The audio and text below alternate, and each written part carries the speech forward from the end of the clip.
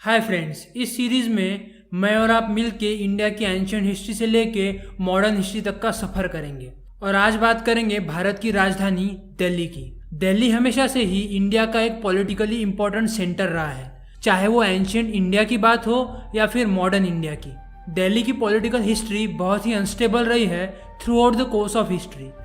अगर मिथोलॉजिकली बात की जाए तो दिल्ली महाभारत के पांडवों की राजधानी रह चुकी है, जिसको उस वक्त इंद्रप्रस्थ कहा जाता था। बट हम यहाँ पर हिस्ट्री की बात करेंगे। ईरानियन, पर्शियन, अफगानी, मंगोल्स, राजपूत, मराठास, इन सब लोगों ने दिल्ली पे राज करने की हमेशा चाह रखी है।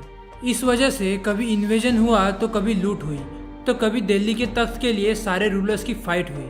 And you will be surprise to know कि दिल्ली पर 7th सेंचुरी से लेकर 19th सेंचुरी तक कुल मिलाकर 11 डायनास्टीज के 50 से भी अधिक शासकों ने शासन किया है। कोई भी एक डायनास्टी ज़्यादा वक्त के लिए दिल्ली पर अपनी हुकूमत नहीं चला पाई। बस इन सब में से राजपूतों ने ही दिल्ली पे लगभग 500 से 600 साल तक शासन किया।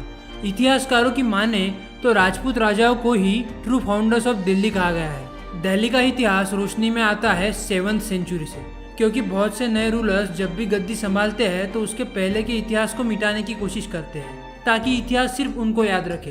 तो चलिए चलते हैं 8th सेंचुरी में, जहां दिल्ली पर राज कर रही थी राजपूतों की तोमर डायनास्टी, क्योंकि इन्हीं राजाओं ने दिल्ली का फाउंडेशन बिल्ड किया है। साउथ दिल्ली में जो लाल कोट फोर्ट है वो तोमर डायनास्टी के राजा अनंगपाल ने बनाया था 736 में, जिनका नाम iron pillar of Delhi at Qutub complex पर पाया गया है। तोमर डायनास्टी के चौथे राजा अनंगपाल तोमर द सेकंड की डेथ के बाद दिल्ली का तख्त अजमेर पे राज कर रहे चौहानों के हाथों में चला गया, जहाँ के राजा अनंगपाल तोमर के मैटरनल ग्रैंडसन यानी उनके पोते थे। और सिर्फ अगले 12 साल के लिए 1180 से 1192 तक पृथ्वीराज चौहान ने दिल्ली पर राज किया। पर पृथ्वीराज चौहान की बात सारे राजपूत राजाओं में अलग थी। He was a great warrior and smarter than all the ruling Hindu kings at that time. Prithviraj Chauhan ने बाहर से होने वाले मुस्लिम इन्वेजन का यानी हमले का अंदाजा पहले ही लगा लिया था, और इसीलिए उन्होंने सारे राजपूत राजाओं को एकजुट करके एक बैनर के अंडर लाने का काम किया। और जैसे ही पहली बार ईरानियन इन्वेडर मोहम्मद घुरी इंडिया में आया, उसको हरा दिया। पर हराने के बावजूद भी मोहम्मद घुरी को जिंदा वापस जाने देना, ये सबसे बड़ी गलती हुई। राजपूत राजाओं और इन फॉरेन इन्वेडर्स का अगर हम कंपैरिजन करें तो मिलिट्री पावर तो दोनों तरफ थी, पर डिफरेंस ये था कि राजपूत रूलर्स लड़ाई में हमेशा वैल्यूज और इथिक्स फॉलो करते थे, जैसे कि निहत्थे पे वार नहीं करना जैसी बातें। But on the other hand Muslim invaders हमेशा जीत के लिए जंग लड़ते थे और कोई इथिक्स फॉलो नहीं करते थे।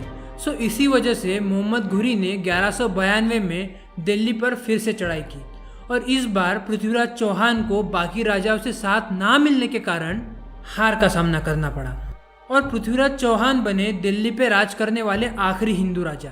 और यहीं से इस्लामिक कॉन्क्वेस्ट इंडिया में शुरू हो गई। और इसी दौरान दिल्ली में काफ़ी इन्वेजन हुए और बहुत सारी लूट भी हुई।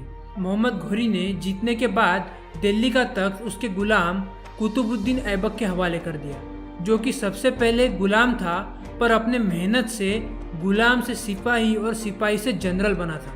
इस डायनास्टी को स्लेव डायनास्टी के नाम से जाना जाता है। इसी दौरान ही रजिया सुल्ताना भी 4 साल दिल्ली की सुल्तान बनी।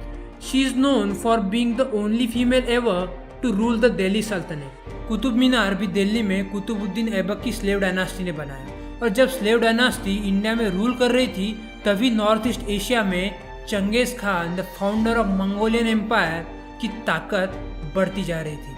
पर स्लेव डायनास्टी मंगोलियंस को इंडिया में आने से रोकने में काफ़ी कामयाब रही। पर इस डायनास्टी के तीसरे सुल्तान इल्तुतमिश के मरने के बाद जो भी सुल्तान आए वो सब कमज़ोर और इनकैपेबल थे दिल्ली सल्तनत के लिए, और इसी वजह से दिल्ली सल्तनत जलालुद्दीन खिलजी के हाथों में चला गया। पर जल्दी ही जलालुद्दीन खिलजी की हत्या कर अलाउद्दीन खिलजी ने दिल्ली सल्तनत पर कब्जा कर लिया। अलाउद्दीन खिलजी को सबसे पावरफुल रूलर्स में से एक माना जाता है। अलाउद्दीन खिलजी दिल्ली सल्तनत को साउदर्न इंडिया में तमिलनाडु के मदुराई तक पहुंचाने में कामयाब रहा। अलाउद्दीन खिलजी ने गुजरात, मेवाड़, मालवा, राठौर, जालोर, वारंगल पे भी कब्जा किया, और उस वक्त इंडिया के व्यापार में भी काफी बढ़ोतरी लाई।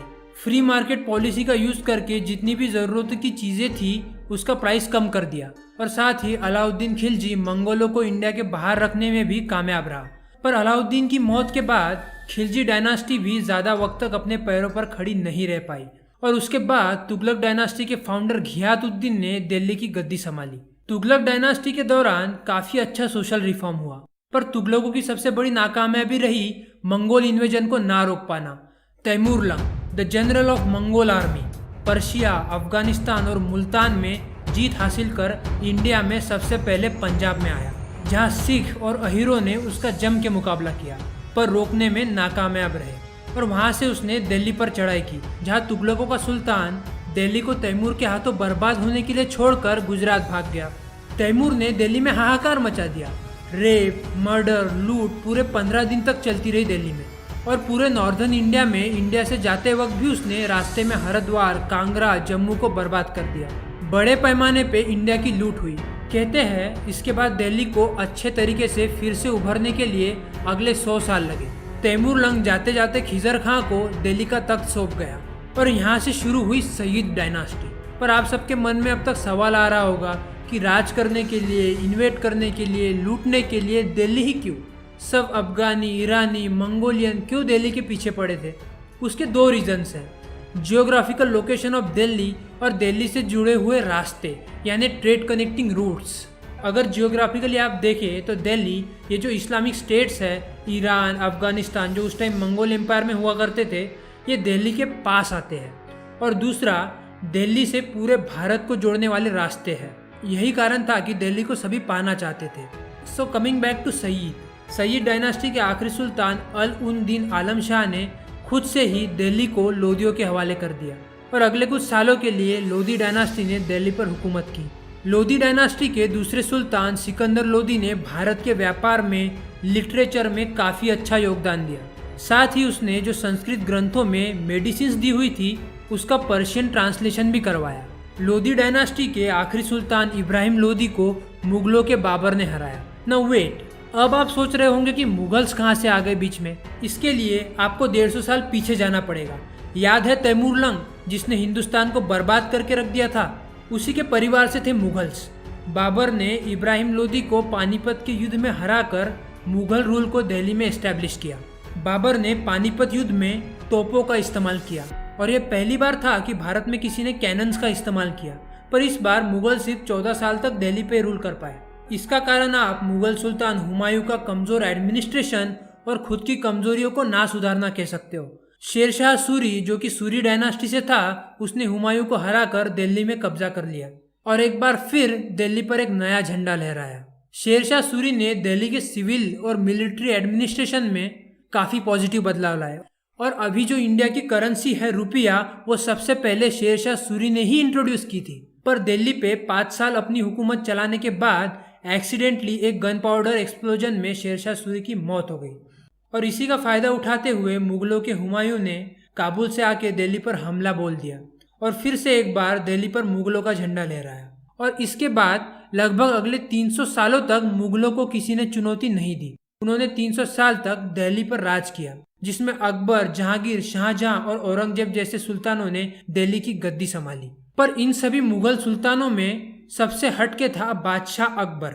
अकबर ने पूरे राजपूतों को हर मुमकिन तरीके से अपने साथ खड़ा कर दिया, उनसे एक अच्छी अलायंस बनाई, उन सबको अलग अलग एडमिनिस्ट्रेशन के हक दिए और सभी को साथ लेके आगे बढ़ा। और अकबर ने एक स्टेबल एम्पायर खड़ा करके पूरे 50 साल तक उसे चलाया। उसके बाद मुगल सुल्तान शाहजहां ने ताजमहल बनाया और जब औरंगजेब ने दिल्ली की गद्दी संभाली तब उसे बहुत मराठा और सिख रिबेलियन का सामना करना पड़ा।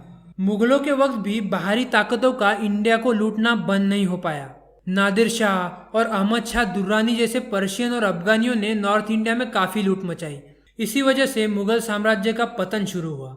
सन 1800 के बाद तो मुगल सुल्तान सिर्फ नाम के रह गए थे। ब्रिटिश ईस्ट इंडिया कंपनी ने कलकत्ता को अपना कैपिटल बना के धीरे धीरे अपना कब्जा कर लिया था इंडिया में। रुकिए, अब आप बोलेंगे कि ये ब्रिटिश अचानक कहाँ से टपक पड़े। इसको जानने के लिए फिर से आपको 200 साल और पीछे जाना पड़ेगा, जब पहली बार 1600 में British east India company Gujarat के सूरत सी पोर्ट पे चाय, ओपियम, नमक, सिल्क के कपड़ों का व्यापार करने के बहाने उतरी थी। और उस वक्त से मुगल सुल्तानों ने और भारतीय शासकों ने इस बात पर ध्यान ही नहीं दिया कि किस तरह ब्रिटिश ईस्ट इंडिया कंपनी पहले इंडिया के व्यापार में और धीरे धीरे इंडिया की राजनीति में शामिल होती गई। ब्रिटिश ईस्ट इंडिया कंपनी ने इंडिया के इंटरनल पॉलिटिक्स का काफी फायदा उठाया। ब्रिटिशों की इंडिया में हुकूमत जमाने के सबसे बड़े दो कारण हैं। एक, भारतीय शासकों में यूनिटी ना होना, और दो, भारतीय प्रशासकों की बेपरवाही। शहीद भगत सिंह ने फांसी पे चढ़ने से पहले अपने खत में लिखा था, यहाँ अंग्रेजों का शासन इसलिए नहीं है क्योंकि ईश्वर ऐसा चाहता है, बल्कि इसलिए है कि उनके पास ताकत है और हम में उसका विरोध करने का साहस नहीं।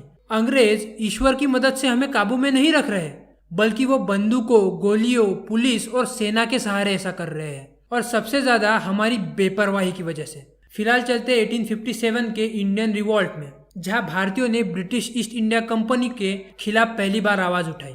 और इस रिवॉल्ट में क्रांतिकारियों ने दिल्ली जाकर आखिरी मुगल सुल्तान बहादुर शाह जफर को हिंदुस्तान का सुल्तान घोषित कर दिया। पर ब्रिटिश ईस्ट इंडिया कंपनी इस रिवॉल्ट को दबाने में कामयाब रही, क्योंकि सभी इंडियंस अच्छे से एकजुट नहीं हुए थे उस वक्त। अंग्रेजों ने आखिरी मुगल सुल्तान बहादुर शाह जफर को बर्मा भेज दिया और ब्रिटिश क्राउन ने इंडिया में डायरेक्ट रूल करना शुरू कर दिया। क्वीन विक्टोरिया बनी एम्प्रेस ऑफ इंडिया। 1911 तक कलकत्ता ब्रिटिश इंडिया का कैपिटल हुआ करता था, पर उसके बाद दिल्ली को बनाया गया। इंडियन कम्युनिटी ब्रिटिशों के कायदे कानूनों से बहुत परेशान थी।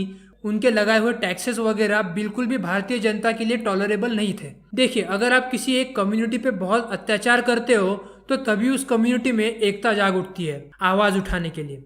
ऐसी ही एकता भारत में जागी और बहुत लोगों के बलिदान, त्याग और मेहनत के बाद भारत को 15 अगस्त 1947 में आज़ादी हासिल हुई और 1952 में चौधरी ब्रह्म प्रकाश बने दिल्ली के पहले चीफ मिनिस्टर। तो ये तो थी दिल्ली की कहानी।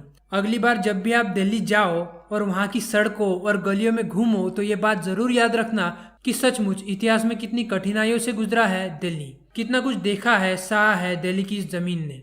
सो अलविदा दोस्तों, फिर मिलेंगे किसी और कहानी में।